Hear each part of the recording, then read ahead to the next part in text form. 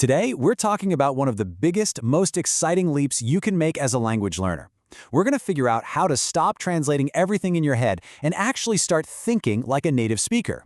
The real secret? Well, it isn't about memorizing endless vocabulary lists or trying to master every single grammar rule. Nope. It's about changing your mindset. It's about rewiring how you see the language from the inside out, starting right now, even if you are an absolute beginner. You know that feeling, right? When you try to say something in English and your brain just stops. It feels completely overwhelming, like hitting a brick wall.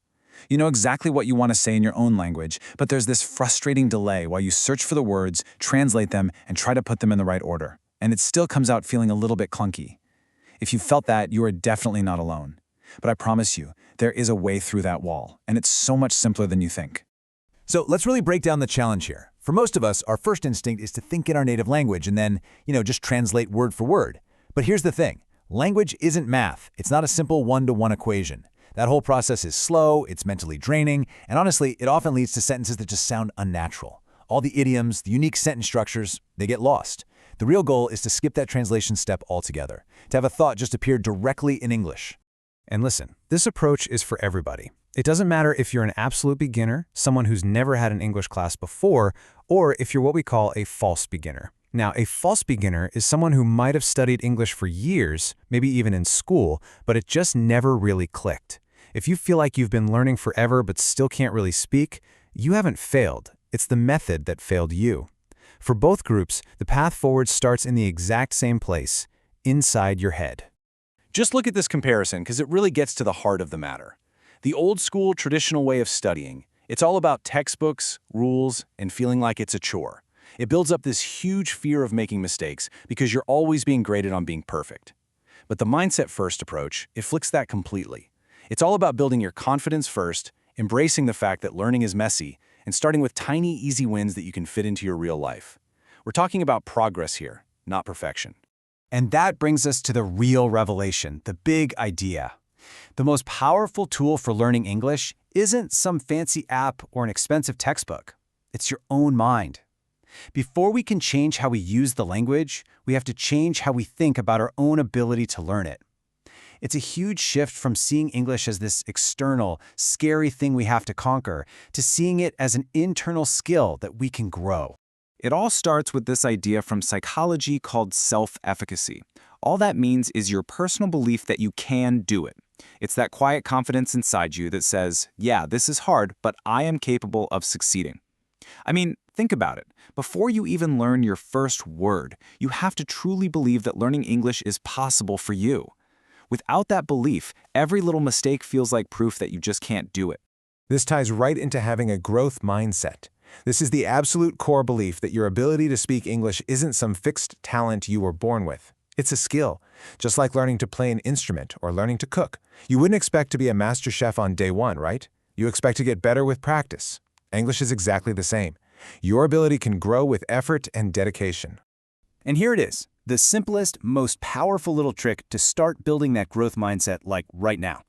The next time that little voice in your head says, I'm not good at English, or I just don't understand this, I want you to add one tiny little word at the end.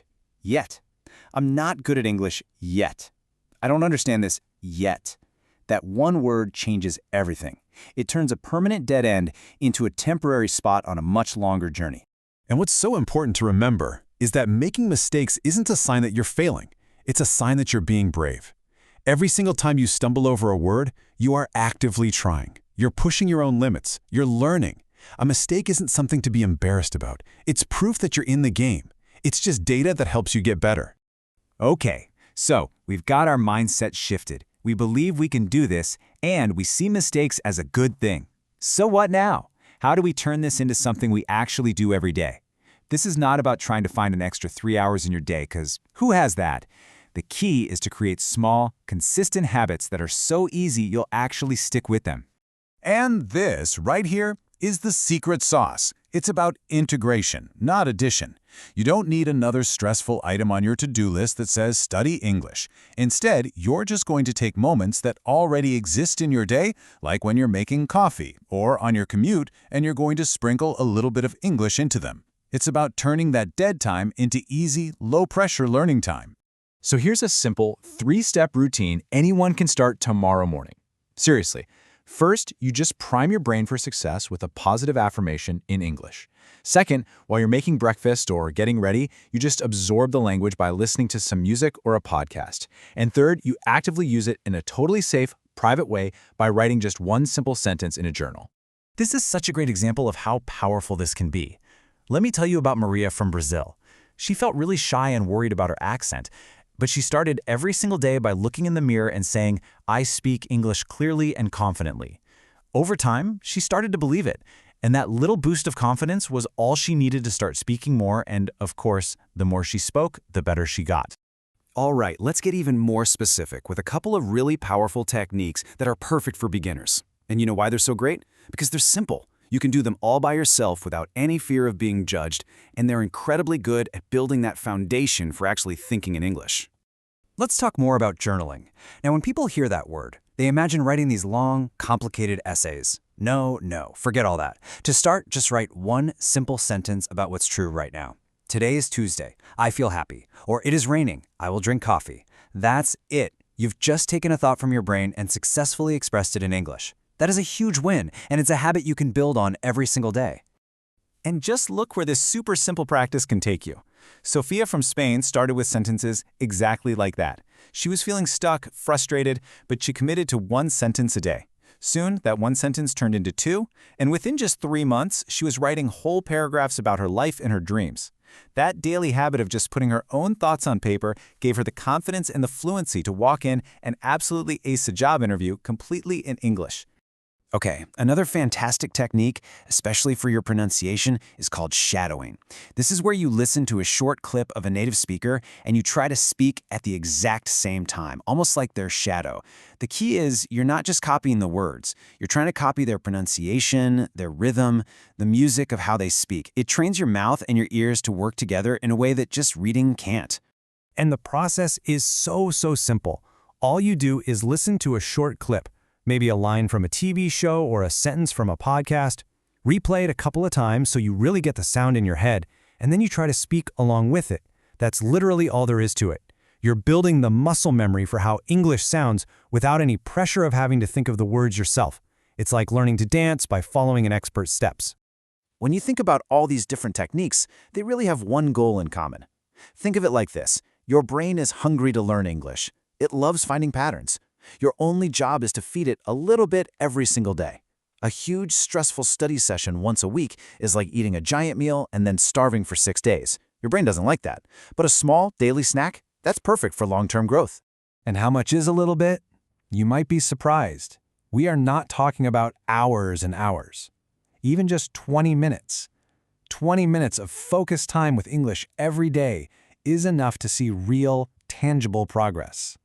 That could be 5 minutes of journaling, 10 minutes of listening to music, and 5 minutes of shadowing. 20 minutes a day, that adds up to over 120 hours in a year. That's how small, consistent efforts lead to huge results. So if you take only one thing away from our whole conversation today, please let it be this. It's not about those intense marathon study sessions that leave you feeling totally burnt out. It's just about showing up every single day, even if it's only for a few minutes. Consistency will always beat intensity in the long run. Language learning is a marathon, not a sprint, and slow and steady is what actually wins the race. So, I'll leave you with this question to really think about. Forget about some big 5-year plan to be fluent for just a second. Let's make this real. Let's make it happen right now. What is one single, tiny English habit that you can commit to starting tomorrow morning? Is it saying one affirmation? Writing one sentence? Listening to one song? Just pick one and start your journey to thinking in English tomorrow.